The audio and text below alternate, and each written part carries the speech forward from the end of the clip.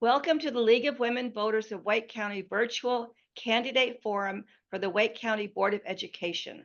My name is Helen Zimmerman, and I serve as president of the League of Women Voters of Wake County.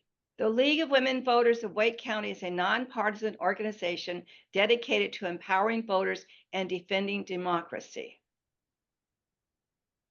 We encourage informed and active participation in government, help citizens increase their understanding of major public policy issues, and work to influence public policy through education and advocacy. As a nonpartisan organization, the League of Women Voters does not endorse or oppose candidates and is proud to continue our long history of hosting candidate forums. The views, opinions, and content expressed in this presentation do not necessarily reflect the views, opinions, or policies of the League of Women Voters. All candidates who filed to run for the Wake County Board of Education were invited to participate in our candidate forums. Outreach included emails, phone calls, as well as certified letters inviting candidates to respond and provide citizens an opportunity to learn about their views. Thank you to the candidates who are with us here today. The Wake County Board of Education is the local governing body of the Wake Public School System. It is the largest school district in North Carolina and the 14th largest in the United States. It serves a very diverse student body and has improved its graduation rate so that almost 91% graduate from high school. Its 9 members are currently elected from 9 separate county districts. Each member represents that district within the entire board and is elected by residents of that district. This race is nonpartisan, meaning that candidates are not running as representatives of a political party and their party affiliation is not listed on the ballot. The school board sets policy for the school system implemented by the superintendent and administrative staff.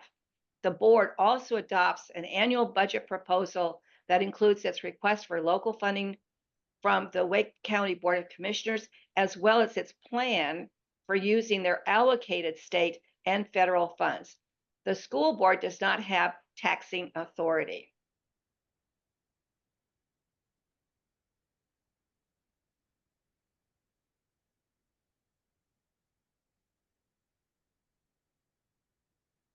Today, we welcome candidates for District 3, Jordyne Blaze and Wing Ing. District 3 is in Northeast Raleigh, bordering on the county line. All candidates live in District 3.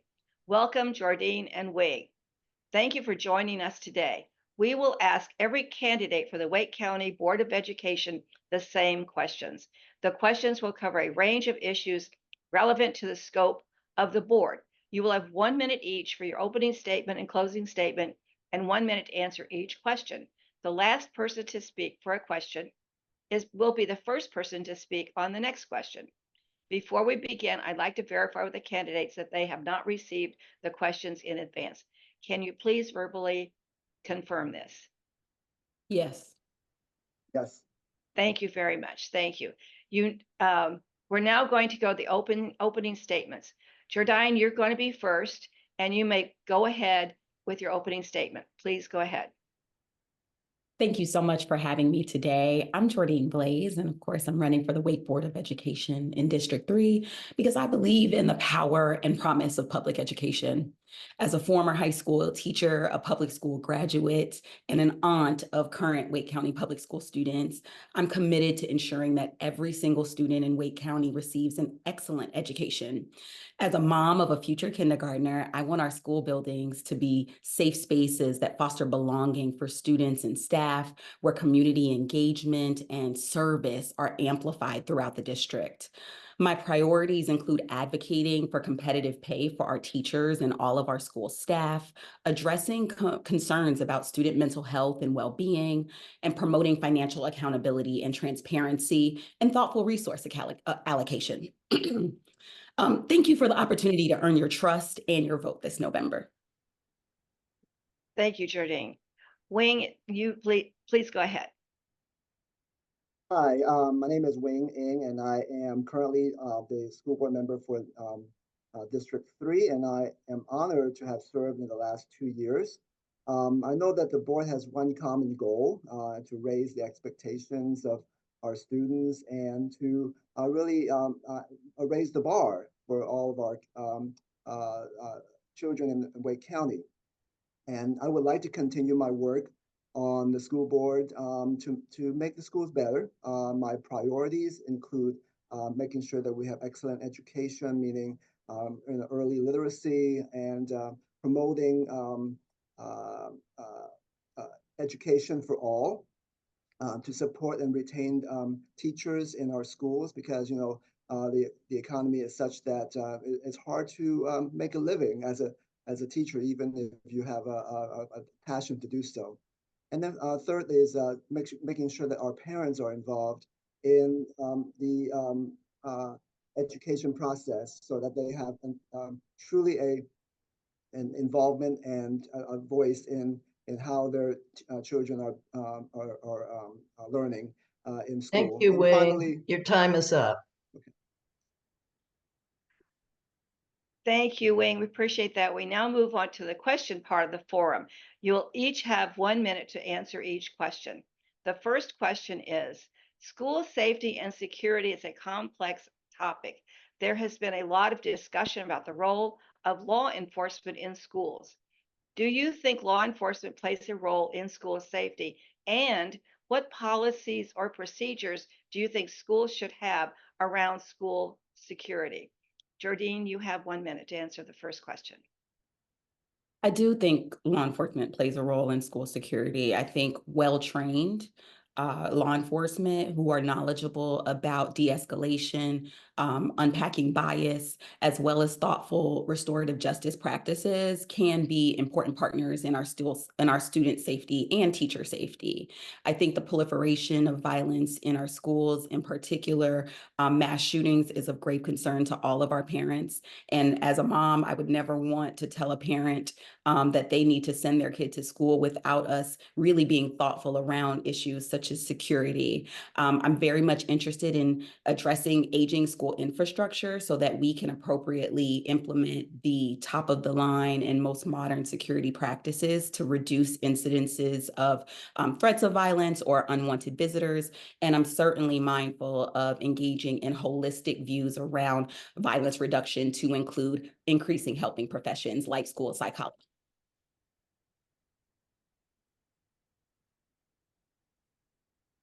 Thank you, Jardine. Wing, you now have 1 minute to answer the first question. yes, I do believe that school resource officers are a vital part of our schools, and I believe that training of the SROs is an important part of it, and I want to make sure that they are trained adequately to face the realities that we are dealing with right now in our schools. But also, it's important to note to make sure that those officers are a part of the community. That meaning that the students feel like that they can approach them in a productive way. And in addition to having school resource officers, I believe that capital improvement is needed in our schools as well, and to make sure that they are safe. There are some things that we need to work on to focus more attention on the aging schools. And then, also working on training of our staff, making sure that they are able to handle the emergencies or crises that may come up.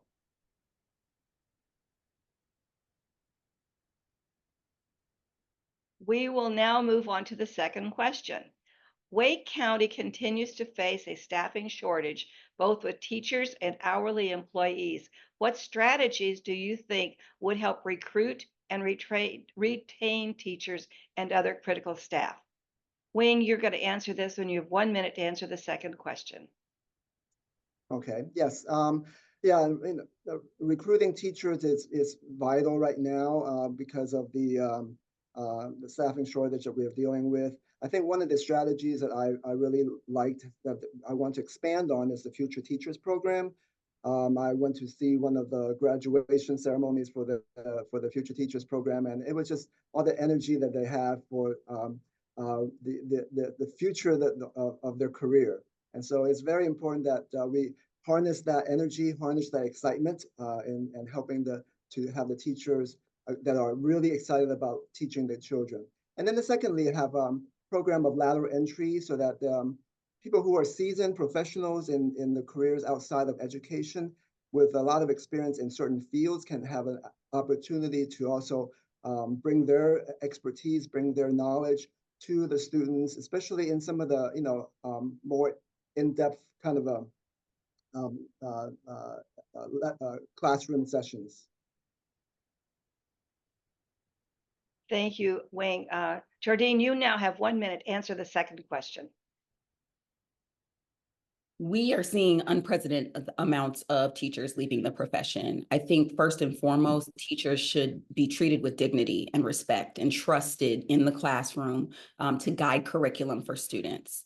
I think a little bit of kindness and respect goes a long way in terms of their satisfaction. The other things that I think can increase retention and satisfaction of teachers for certain includes opportunities to raise wages and advocating for increased pay. I think retention for teachers and school staff also includes being creative about opportunities to partner with local businesses, offering things like low interest loans for teachers, offering them opportunities to buy homes or to engage in additional professional development that will ultimately lead to increases in their pay as well. I think looking holistically at their satisfaction also will lead to their retention. Thank you very much. We'll now move to the third question, which is public education faces scrutiny around its value in our community. How do you view your mission to provide an excellent education for every child in Wake County? Jardine, you're going to answer this one. You have 1 minute to answer the third question. Yeah, this mission is deeply personal to me. As the daughter of immigrants who came to the United States with not a lot of money or opportunity, public education, quite frankly, changed my life. It gave me opportunity to live the life of my dreams because I had teachers who fostered an interest in my interest, who cared very much about my academic and personal success. And so when I think about my mission on the school board, it is rooted in ensuring that every single student has a life-changing experience, that they are prepared for life after high school, whichever life they choose, whether that's trade school or college, and that we are making sure that we are thinking holistically about their well-being. So in addition to their academic success, we're addressing things like their mental health, wealth, and well-being. We're addressing things like ensuring that they're prepared for day-to-day life, like financial preparation and other items that I think will absolutely pour into their lives.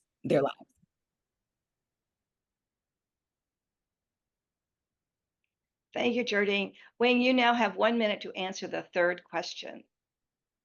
So yes, public education is so important to me personally as well. I mean, I actually came from Hong Kong when I was 8 years old, not knowing a word of English. Public education was what helped me to get to where I am today. You know, I feel like my job on the school board has been to kind of give back to my community. And the things that are necessary for a good public education is right in front of us. And I think that people have been searching for other options, but I think that public education has the best options right now. And I want to make sure that we push that to advocate for the best public education being the best option. We have a lot to offer, and we need to make sure that the public knows it. So that's my continued work on to advocate for that. Thank you, Wayne. We'll now move to the fourth question. We have seen an increase in restrictions placed on reading materials available in school and public libraries. What do you think the school board's role should be in making materials available in school libraries? Wayne, you have 1 minute to answer the fourth question. Thank you. You know, I think that there's a lot of kind of attention put on that, and I think that I think there's a common sense solution for that, and basically it is that the material should be appropriate for the children's age. There's certain things that I would not want my children to be exposed to at an age when they are not ready to understand it. And with a child that has a disability myself, I think that it's not just a chronological age that we need to be mindful of, but also the developmental age. Make sure that the kids who are able to understand it, that material is not be exposed to it too early when it may just actually confuse them or influence them in a negative way. So I think that age appropriateness is one of the criteria that I want to continue to work on in our schools, in our libraries. Okay, thank you, Wing. Jardine, you now have 1 minute to answer the fourth question. I'm a library kid. You can tell from my background, I love books. And so I find book bans unconscionable.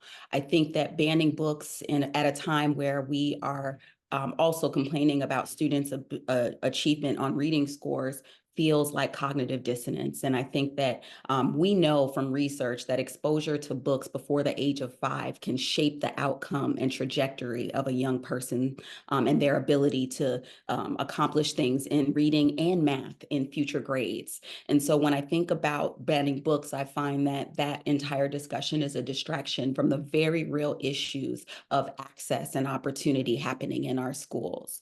While I know that there is a framework around appropriateness and age appropriateness of books, I also am a fundamental believer that parents are the partners in this work. And I certainly benefited from going to the book store with my parents and the library with my parents to choose books that interest me. And I hope the same for our students. Okay, we'll now move to the fifth and last question. School construction is paid for with local property taxes. We have some schools that are under-enrolled and some that are overcrowded. What are your suggestions on how to best balance the school population and utilize our existing capital structure? Jardine, you have 1 minute to answer the fifth question.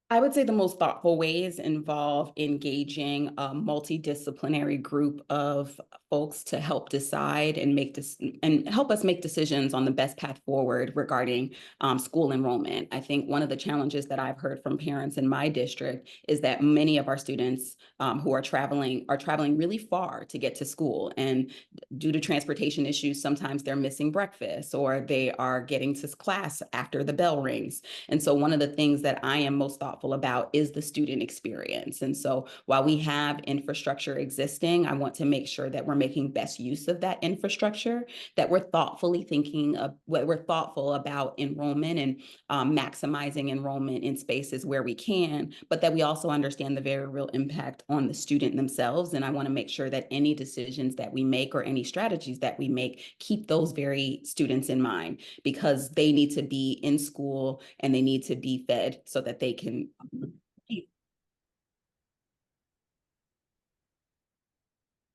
Thank you, Jardine. Wing, you now have 1 minute to answer the fifth question.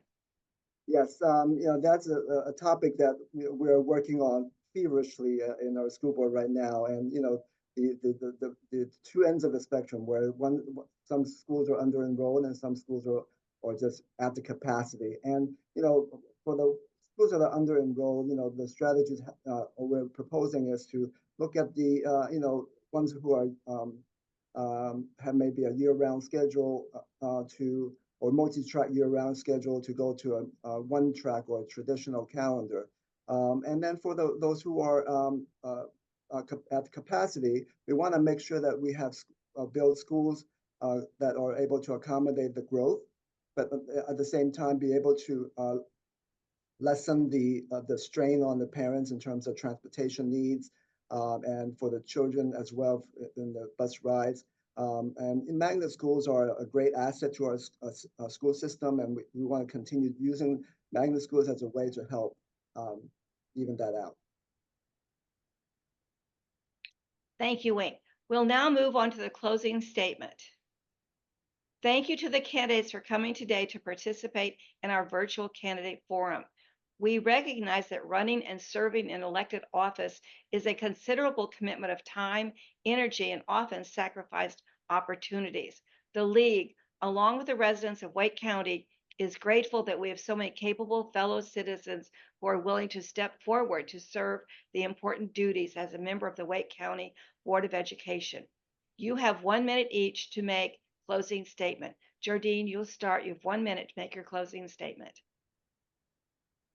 Thank you to the League of Women Voters. Thank you to your members, and thank you to the audience for listening. Thank you to for your dedication to the community.